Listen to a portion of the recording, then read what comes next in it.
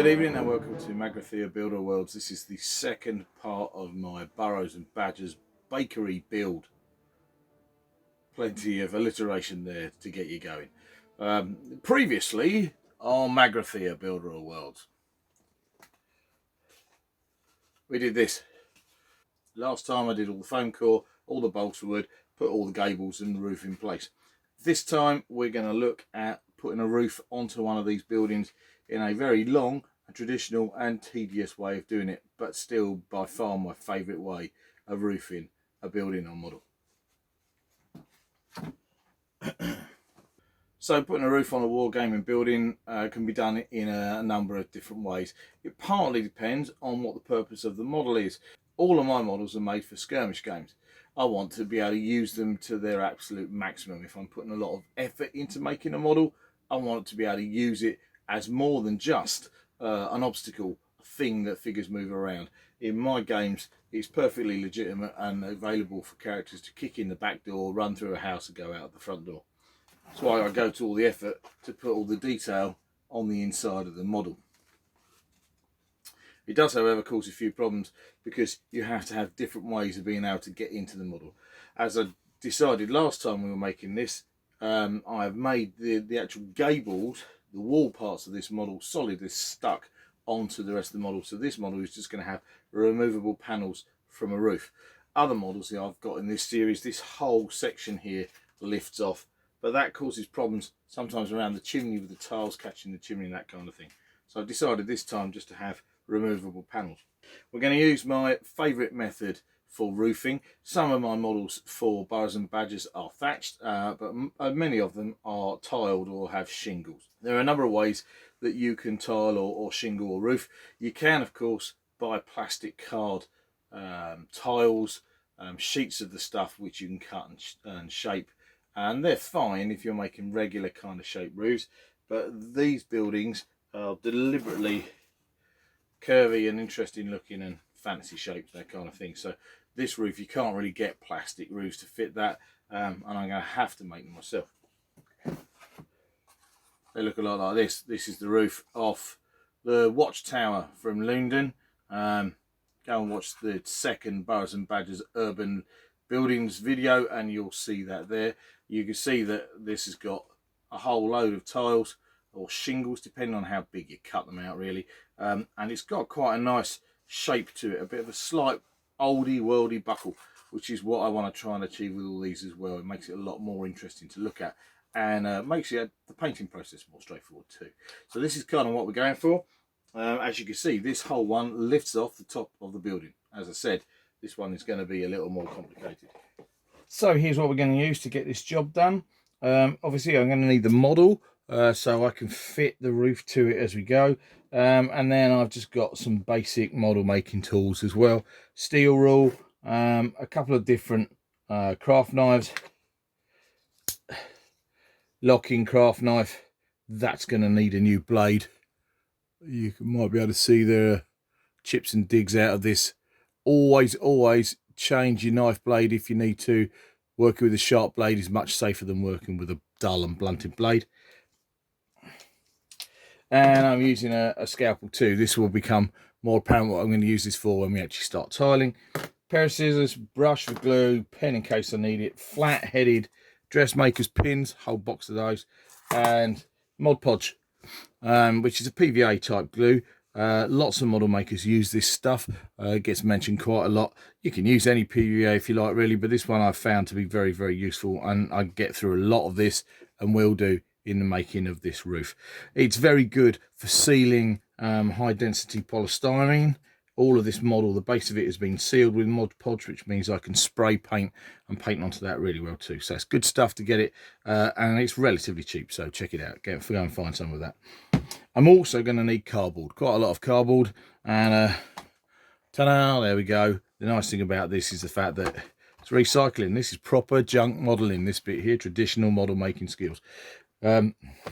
Cereal boxes. The other thing I use a lot of is boxes that contain Coca-Cola cans, because I get through quite a lot of it. So I really ought to be sponsored by Coca-Cola Schweppes. If anyone's watching from Coca-Cola Schweppes, give me a shout, because I drink so much of your product. I'm sure I should be available to get a discount these days. Okay, so the first thing I need to do is actually get a roof that I'm going to be able to put my roof tiles onto. So all I'm doing is I'm taking a roughly rectangular piece of cereal box, and the first thing I'm going to do then is just offer it up to the model. I'm going to place it on. I'm quite happy for the cardboard to stick over the wooden beams on this, so they're going to stick out, so that the actual roof is probably going to cover most of the brickwork. So I'm literally going to line it up here with the base of the model on the top of the wall, make a mark roughly where that is. I'm going to chop this excess off, stick that to one side, because that's going to get turned into tiles. Okay, so there we go. Quick line up there, roughly square with my pen, and take my craft knife, cut that away, bring this back over to my model here, and for the moment I'm just going to use some dressmaker's pins to pin this in place. So here we go, lining up that there, pin through the cardboard, through the foam core, into the bolts, the polystyrene wall below. I'll try and find a straight one. Here we go, and another at this end here. It's just going to give me an idea on the size of things. Give me time to think about a crucial point as well. So I'm now going to curve it round the gable end. I'm going to stick a couple more pins in it. It's a bit hit and miss this at times. There we go, take a pin there. See what I'm doing. We got that there. That's good. Pin into the foam core at the top, and then it's trickier at the top. You haven't got as much to actually pin into, but you take another pin here, the pin down into the foam.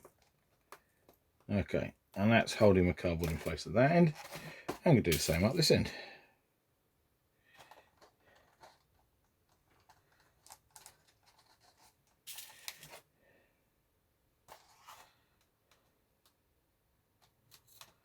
Oh yeah, pin there. Sometimes you have to be careful in case the pin comes through the foam core on the inside, but on this occasion you can see just down the bottom there's a pin just shining through. That's not going to stay there, so that's not a problem. Right, this gives me a chance to mark off where the top of my roof is going to be, and in a moment I'm going to take that off, cut off this top part, and then I'm going to offer this bit up to a second piece of cardboard and cut out a second piece of cardboard, and those will be my two sides of my roof. I'm already starting to look like I've got a roof building. Hurrah. Right, peel it off. Okay, so I've cut my second roof piece. This one is pinned on and trimmed. I took it off, offered it up against this bit here, and now this one's going to fit in against here. Obviously I've already got a bit of a problem because that's where the chimney is now. So what I'm going to do first of all, don't panic, is I'm going to measure, just put a mark on either side of the chimney, and this bit isn't too tricky. What I'm going to do is I'm going to literally just take my scissors, watching up, try and do this a little bit more. That is just over an inch, unfortunately, for my steel rule, but I'm going to draw two lines on like that. I'm literally going to take my scissors, I'm going to cut down those two lines so I can peel back this piece of roof here so it will fit around the chimney. Now I'm going to fit that to the chimney in a moment. So here we go. I'll place that on, and like you can already see, the chimney's going to sit in there just fine. It doesn't matter at the moment if the cut's a little bigger, because the tiling is going to go all the way up to the chimney on the side there. So have a look at that. Okay. Now the important bit about this now is I've got to decide, make some decisions about this model. I'm going to cut out that whole piece of cardboard over here. And the important decision I've got to make, because this model I haven't really planned, I'm kind of doing it as I'm going along. So the decision that I have to make here is which bits of the roof am I going to remove? Do I want to remove to use to play the game? I think essentially I like the idea of being able to get into this side. I like the idea of getting both sides of the model, but if I took out this bit of the roof here, I can make a panel here that I can lift out. That should give me enough access to get in. But also, if I take out a panel down here, I can take my roof tiles right up to the edge of the chimney and make that a really nice job around there, without having to worry about taking the roof off. Let's bring this up here. So some of my models, the roof lifts off around the chimney and the tiles brush up against that and damage the paintwork and that kind of thing. So I've decided on this model, this part of the roof here is going to be permanent, stuck around the chimney, and the tile in there will work really well to that. So roughly speaking, I'm just going to draw on where I want my panel to lift out. Now, there's another thing to think about here, and that is, this is where we're going to be. We're going to take a bit of a lift out most of this bit of the panel here. It's the kind of things I like about making these models, is you have to kind of solve these problems as you go along and work out little solutions as how you're going to do it. It is going to cause me a problem, the curve, and I'll have to make some more bits of gable to make that work. We'll see how we go. Right, I might consider cutting out a panel, being able to get into this side here as well, but I might just take out a tiny little bit there. The curve of the roof causes problems for making panels on this kind of thing, because we need to have something on the inside of that cut out panel that still keeps the shape. So that's going to make an additional bit of work. But I tend to find that although you make extra work for yourself doing it this way, I prefer it. I prefer making a model that I can use completely, get my figures in and out of. Here's the baker, by the way, or one version of the baker. He's a mouse. I like the fact that I'm going to be able to get him in there and look upset and cross when people come kicking in the front of his place. I don't like spending a lot of time on a piece of terrain which is going to take up 12 inches by 8 or 9 inches of my battlefield, where it's just a big obstacle. You might as well just make a piece of terrain out of Lego, frankly. So there's a lot more to it than this. So I'm going to get on with the roof now. I'm going to work out where all my cuts are going to be, and we're going to go from there. I'm now stuck on both sides of the roof, and I decided in the end that I was going to have a removable panel on both sides. So I've got a piece of cardboard on both sides going to go there, which means we can see all the way through the building into both the front and the back room, which gives us lots of access to play. One thing I haven't done in this model that I have in a lot of others is put in a loft with removable bits up there. And I decided the bakery just needs all that heat, and it's only one little mouse, he doesn't need that. So I'm not going to go to that level of detail with this model, but it's that's still going to be fine. It's still going to be a challenge to put the curves into these. We'll get to that in a bit. We're going to start looking at tiling the actual main part of the building now, which is the long and tedious job. Now, it's worth pointing out at this point that you might have slightly uneven overhang here over the gables, especially if your gables lent in a little bit at the top. You can either trim that up if you like with a pair of scissors. I'm not going to worry too much. My tiles are going to go over that anyway, so from that point of view it will all get put right in the mix. So the next job that we have to do then is start the tiling. Putting shingles or tiles onto these buildings is long and dull. We need to watch videos while we do it. I'll show you the tiles first of all, and then we're going to crack on with the tiling, which I think we're going to have to do with kind of like speeded up stuff, otherwise nobody's going to want to watch this video. So I take more of my cereal packet cardboard and cut it into strips down the length. Now you can choose entirely what size you want the tiles to be, or the shingles. The tiles on this model are probably, if you look at them on the edge, about the same as this. They're around about 10 millimeters or so. I haven't measured them. I'm not that bothered. You don't have to be that precise. I've just literally cut the cardboard packet into strips. Look, I could put it all back together. Obviously not those two bits, but I've cut them into strips about 10 mils wide. They're a bit wobbly, but all of that is fine because I want that kind of rustic look. And then all I'm going to do, and excuse those experienced modelers here, in case you think I'm teaching you how to suck eggs, but I'm literally taking 3 strips of cardboard at a time over a plastic box, and I'm cutting the tiles. Now, it is entirely possible, do you see what I did there? to cheat a little if you like when you're doing this. I prefer individual cut tiles or shingles. I just do. It's just one of those things that I've got used to doing. I moan and whinge about it in every single model I build, but I always think that the end results are better than any other way of doing it. Another very popular way of doing cardboard tiles would be to take your cardboard strip like this and cut into it a series of cuts thus up, making sure you don't cut all the way through like I just did there. Cut that bit off there, look. You cut your tiles in,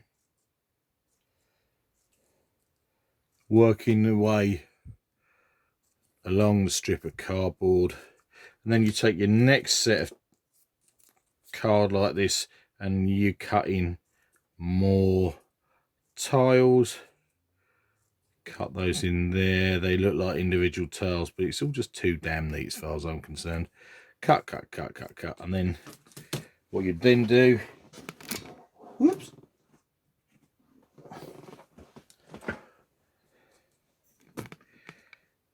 what you then do is you take one strip of tiles and stick them on, and then take another strip of tiles, stick them on over the top, so you start to get a tile effect.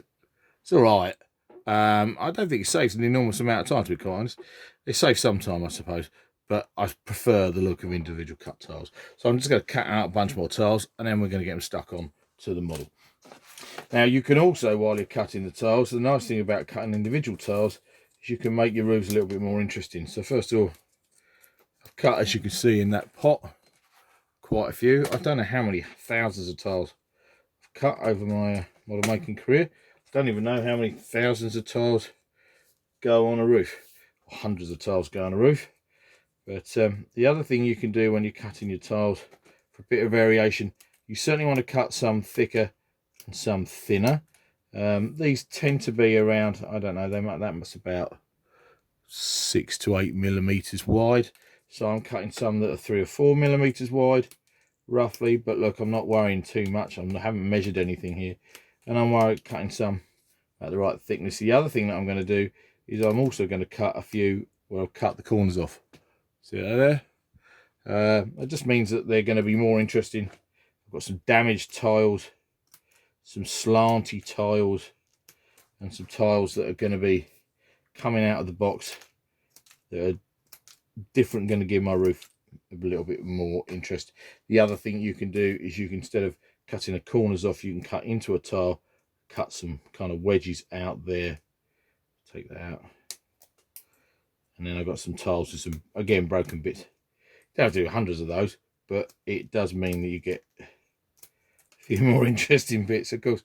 Unless you're careful, you ping them all over your workshop, the kitchen, your bedroom, the living room, or wherever else you're doing this. So, but chopping off those little bits is going to give me a bunch of extra tiles that make the finished model a little bit more interesting. Right, I reckon I totally haven't got enough tiles, but I reckon you've probably seen enough tile cutting out. Now, what is very common while you're doing this kind of thing, while you're tiling roofs, it's very therapeutic. I often, before I had a kind of dedicated workshop, and even now when I do, if I'm being relatively sociable, it's a really fairly long-winded job this. I'll take the model and my pot of tiles and my Mod Podge into the living room, put on a DVD, watch a film, and it's kind of a bit like art therapy, I suppose. So let's check out what we're watching this evening.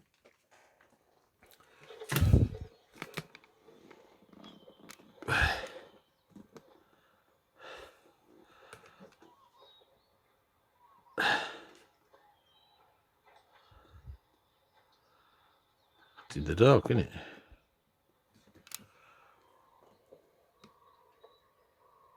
Yep, yeah, got it. I know that's swords and stuff, but of course that's Firefly rather than the Princess Bride. Okay, so my solution for the bits of the roof that I'm taking out is I'm going to cut some extra beams that I'm going to stick to the back of the roof sections that are coming out. Now these are going to then, they're cut to shape using my gable end template, remember?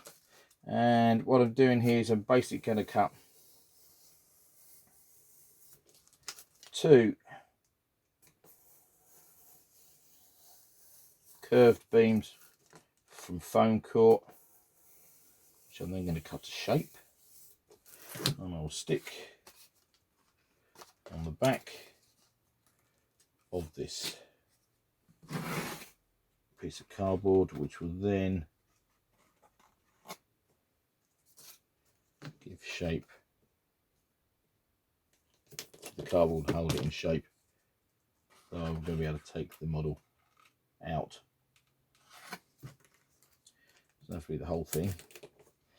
One there, got that bit there.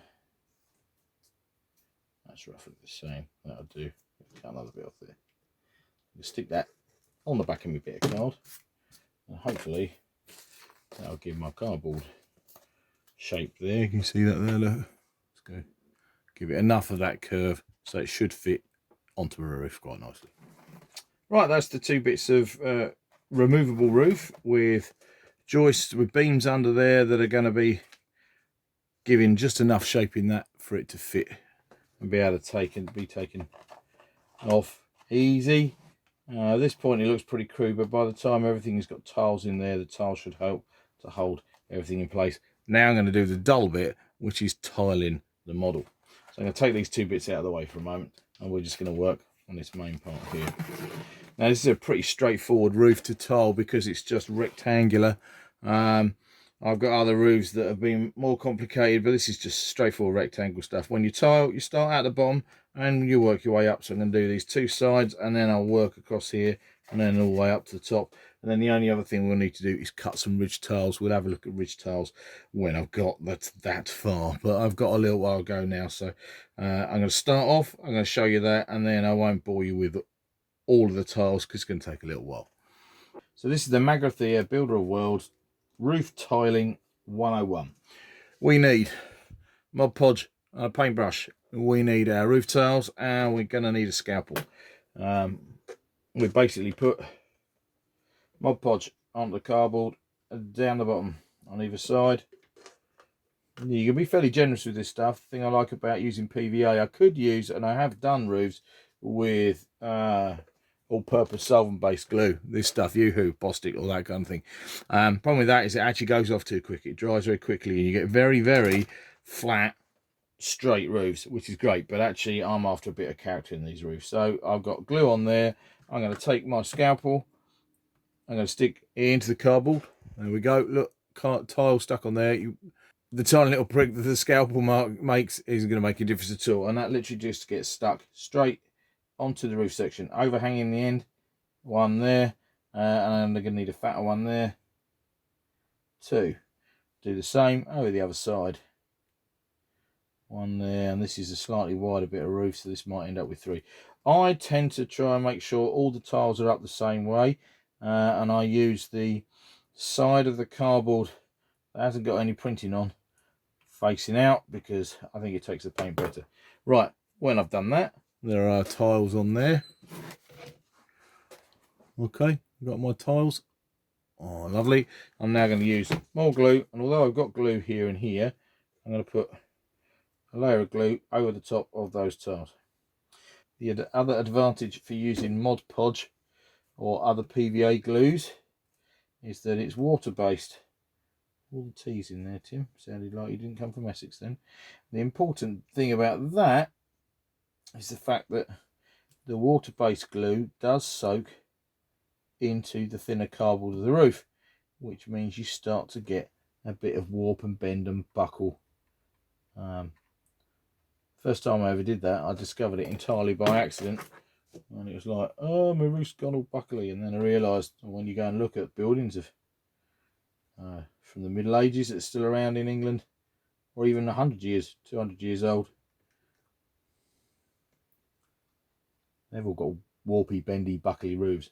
So now I make sure that I do everything with PVA based glue so I get that warpy, bendy buckle.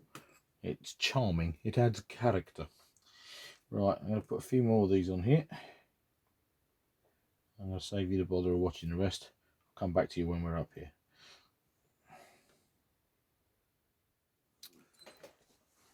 So we're a quick roof tiling update then. We've now gone up the sides and I'm now placing tiles across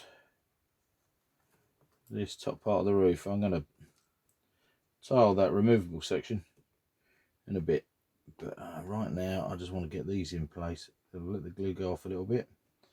The idea is that when the roof comes off the model, it's just going to slide out underneath, and the way I've cut the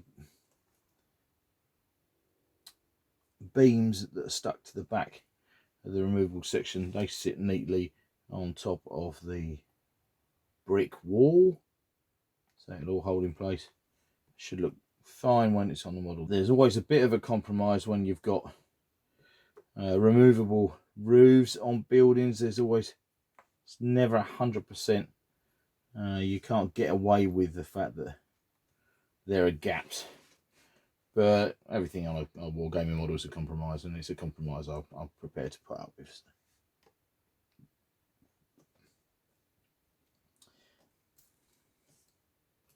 As you can see, I've got tiles that have gone round base of the chimney, and now I'm going to tile up to the top. Shouldn't take too long.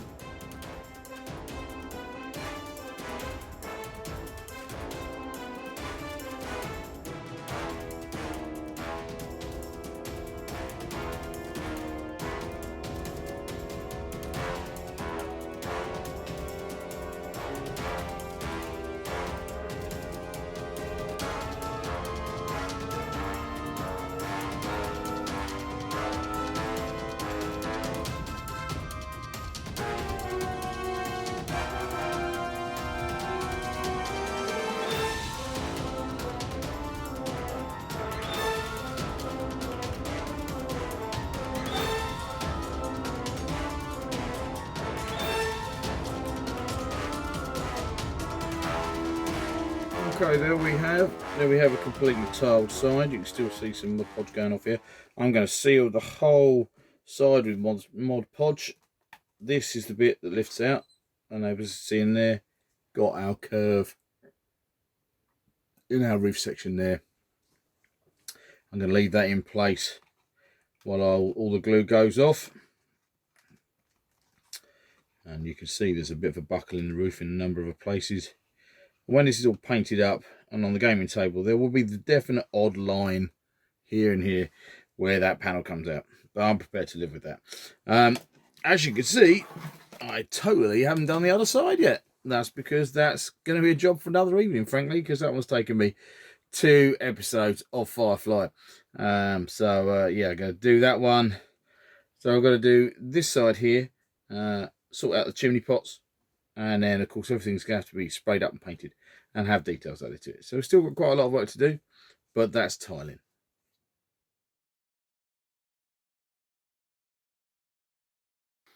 Okay, that's night number 2, and 4 more episodes of Firefly, and as you can see now, I have both sides of my roof tiled. The only thing I need to do now is put ridge tiles across the top, which is what we're going to do. So a little different to the tiles that we've been using so far, but we're still using the same cardboard. That's not far off.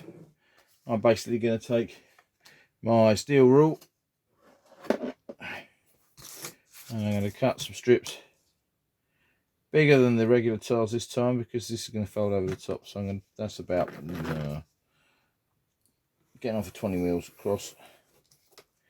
Okay, we'll cut 2 of these. So I need to cut 2 of these. And what I'm going to do is, when I've cut this, I'm going to cut an asymmetric line down one side. So I'm not cutting it. I'm only scoring into the back of the cardboard so it'll fold. Thus, here what I'm getting then is I'm getting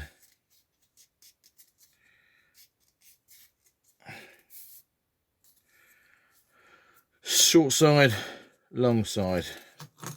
And this then is going to make my ridge tiles, which I'm going to put on the top. I'm going to alternate them over either side. Again, it's probably not particularly realistic. Ridge tiles could be exactly the same on both sides, but I quite like the look of this, so that's what I'm going to go for. I'm just going to trim a tiny bit off this. I've got a little bit too much there for my liking. But it's only an aesthetic thing, it's only because I'm picky. So I'm going to trim that off there. Cut that away. Now I've got thin side, thick side. Take my scissors, cut these into little bits. And these are going to make ridge tiles. To speed up the process, and I don't need these to be all buckly because the roof has done quite a nice job of that. I'm going to use all-purpose adhesive to stick these on, starting at one end. The nice thing about this model is because the roof is permanent, it's not going to come off. These ridge tiles can go on, it will hold it in place, and I've got these two removable panels on the roof instead. So I'm going to run a bead of all-purpose glue across the top of the ridge. Let that start to go off a little bit, all the way over there. And as that starts to trickle down, glue onto both pieces, hold them in place, stick them on. I'll have to cut some odd tiles or use some odd ordinary roof tiles to make up the ridge around the top of the chimney there. There's the first one, can take a moment. The PVA is reacting. Come back and see it when it's done. Smashing. So here are all the ridge tiles in place. And the only other thing I'm going to do to this evening is I'm going to add a plate to the top of my chimney, and I'm going to find something to make chimney pots out of. So I've got some thicker card here. This looks like 2 or 3 millimeters thick, this stuff. I'm going to cut myself big chunks, so I'm just going to cut a rough square out that I can then cut to size.